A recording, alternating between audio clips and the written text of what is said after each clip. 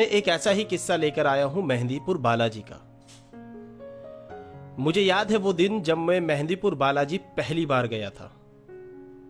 दोस्तों, वो दिन, वो रात मैं जिंदगी में कभी नहीं भूल सकता। चलिए शुरू करते हैं। दोस्तों, अक्टूबर 2021, काफी समय से मैं प्लान कर रहा था कि मैं मेहंदीपुर बालाजी जाऊं। मन में बहुत सारी एक उम्मीद थी कि सुना था कि मेहंदीपुर बालाजी जाकर वो सब कुछ मिल जाता है जो आप चाहते हैं। दोस्तों, ये कहानी मेरी खुद की जिंदगी पर या मेरी जिंदगी में ये घटित हुई है, उसके छोटी सा एक ब्रीफ मैं आपको दे रहा हूं। बहुत सारे किस्से ऐसे जुड़े हैं मेहंदीपुर बालाजी के। आगे बढ़ने से पहले अगर आपके पास भी कोई ऐसा किस्सा है तो आप मुझसे मेरे इंस्टाग्राम पर, यूट्यूब पर और हमारे व्हाट्सएप पर भी शेयर कर सकते हैं और आप और मैं दोनों मिलकर उसको दुनिया के साथ साझा करेंगे। दोस्तों, अक्टूबर 2021 की बात है। अक्टूबर 2021 में मैंने पहली अपनी सेकेंड हैंड गाड़ी ली और सेकेंड हैंड गाड़ी लेकर जब मैं और मेरी एक फ्रेंड, साथ में एक हमारे अंकल जी थे और उनके एक भतीजे, उनका नाम सन्नी था और अंकल जी का नाम राजू, और मेरी जो मित्र थी उनका नाम हेमा है। दोस्तों, हम 4 लोग, ऑल्टो थी, सेकेंड हैंड गाड़ी मैंने ली थी। हम चारों लोग प्लान करते हैं पहली बार। मेरा वो पहली विजिट थी। बाकी उन लोगों की काफ़ी बार वो लोग जा चुके थे। पहली बार जब मैंने प्लान किया जाने का कि चलिए आज गाड़ी लेके ही चलते हैं, पहली बार जो बाबा के धाम चलते हैं पहली बार। और हमने प्लान किया, हम लगभग 3 बजे के आसपास, दिन शनिवार, और उस दौरान जो अक्टूबर के आसपास जो कुछ समय के लिए जो लॉकडाउन लगा था, सितंबर अक्टूबर में, वो लॉकडाउन खुला ही था। वो लॉकडाउन जो था वो खुला ही था और मंदिर 21 दिन के लिए बंद था। वो 21 दिन के बाद जो पहले दिन खुला था, वो पहले दिन पर हम ही गए थे। करीबन 3 बजे के आसपास हम यहाँ से निकल दिए। निकलने के बाद में हमने बाबा का नाम लेके आगे प्रस्थान किया।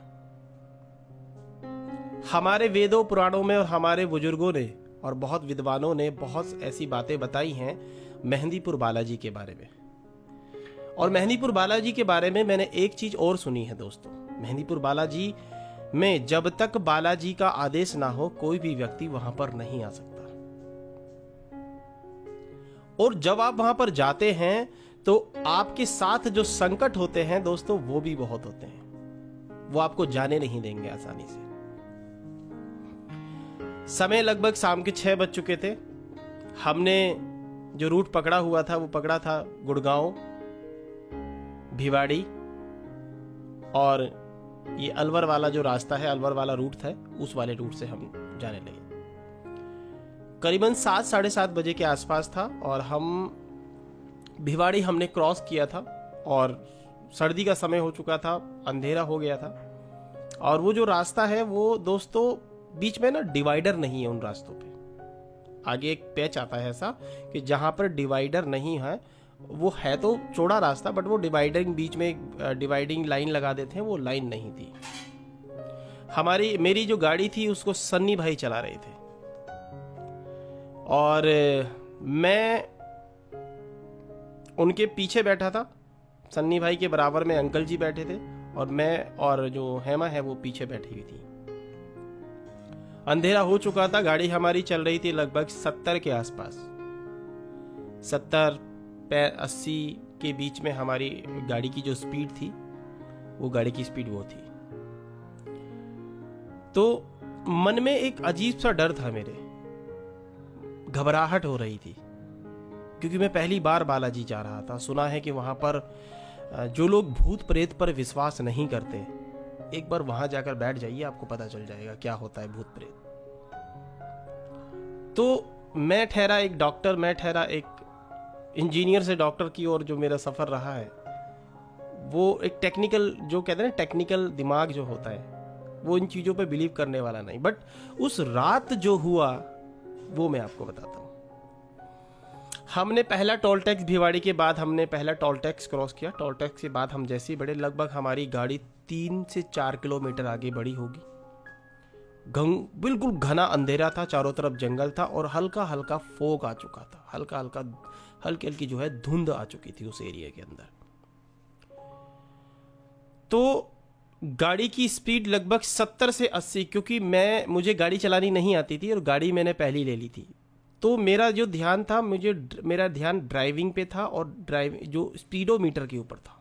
तो मुझे आज भी याद है वो स्पीड जो थी वो 70-80 के बीच में थी।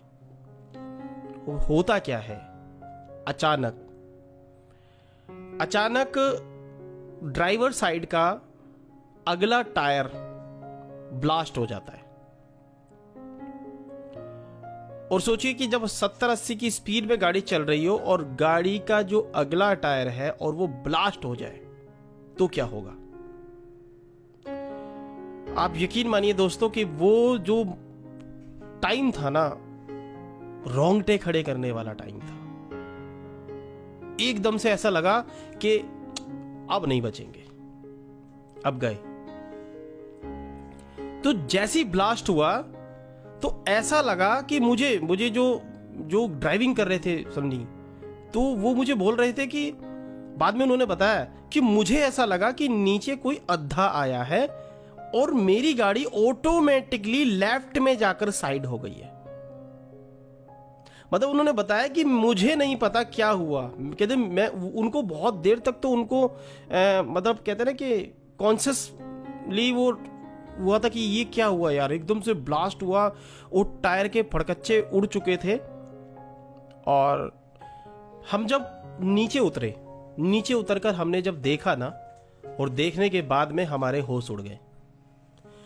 गाड़ी का जो आधा टायर था उसमें से तारें निकल चुकी थी सेंटर में से, और जो व्हील के ऊपर का जो कवर होता है, जो बॉडी के ऊपर एक प्लास्टिक का कवर होता है जिसमें डस्ट वगैरह कीचड़ वगैरह गाड़ी की बॉडी पे तक ना जाए, वो पूरा का पूरा फट चुका था। वो बिल्कुल अलग, उसका तो पता ही नहीं था कहां गया वो।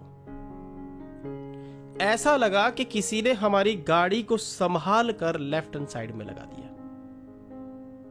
रात का बिल्कुल अंधेरा, बिल्कुल घंघोर अंधेरा, ना इधर गाड़ी दिख रही थी ना उधर गाड़ी दिख रही थी।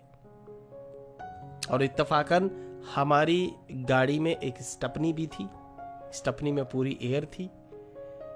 और हमने वो जब बदला और बदलने के बाद में हमने उसकी फोटोग्राफ ली। फोटोग्राफ लेने के बाद में तो मुझे ये चीज लगी ऐसी कि कोई ऐसी अदृश्य शक्ति जो है ना मुझे रोक भी रही थी, और कोई एक ऐसी शक्ति जो है मुझे बचा भी रही थी। कहते हैं ना दोस्तों, मारने वाला भी है और बचाने वाला भी है। जब वो टायर फटा तो शायद उस दिन हम नहीं बचते, मगर जब वो टायर फटने के बाद में मतलब ये चीज तो हमें बाद में पता चली कि टायर फटा है। पहले हमें ये अंदाजा था कि वो नीचे कोई अद्धा आया है या कोई कंकड़ या टुकड़ा आया है और जिसकी वजह से दिक्कत हुई है। और इमीडिएटली गाड़ी हमारी लेफ्ट हैंड साइड में जाती है। अनबिलीवेबल। वो चीज मैं शायद मैं आपको नहीं वो फील करा रहा हूं, वो चीज जो मैंने वहां फील की। उस दिन मुझे पूर्ण विश्वास हुआ, कहते हैं इस कलयुग के अंदर साक्षात जो इस धरती पे विराजमान है, जो है वो बजरंगबली है। और उनको कहते हैं ना संकट मोचन, इसी वजह से उनको संकट मोचन कहा गया है। एक अदृश्य शक्ति हमें मतलब मैं उसमें अपने आप को शामिल करता हूं उसमें, कि मुझे उस बालाजी तक जाने के लिए रोकने वाली और बचाने वाली भी थी। और उसके बाद आप यकीन मानिए दोस्तों, हम जब से बालाजी जब तक नहीं पहुंचे हैं, जब तक हम बस बालाजी के ही भजन चलते रहे हैं उस गाड़ी के अंदर, और उसमें सारे जो भजन और सब हम बालाजी की चर्चा करते हुए गए। तो हमने यही प्रार्थना करी बालाजी से कि हमें सही सलामत अपने तक पहुंचा ले या अपने पास बुला ले। तो दोस्तों, ये मेरी जिंदगी का पहला ऐसा चमत्कार है जहां मैं कहते ना, मैं मरने से बचा और हम 4 लोग मरने से बचे। तो दोस्तों, अगर आपके पास भी कोई ऐसा किस्सा है तो मुझे जरूर बताएं। अगर आप भगवान पे विश्वास करते हैं, बिलीव करते हैं, तो इस चैनल को सब्सक्राइब करें, वीडियो को लाइक करें और अपने परिवार के साथ साझा करें। मिलते हैं अगले ऐसी एक सच्ची घटना पर आधारित पॉडकास्ट में। तब तक के लिए नमस्कार।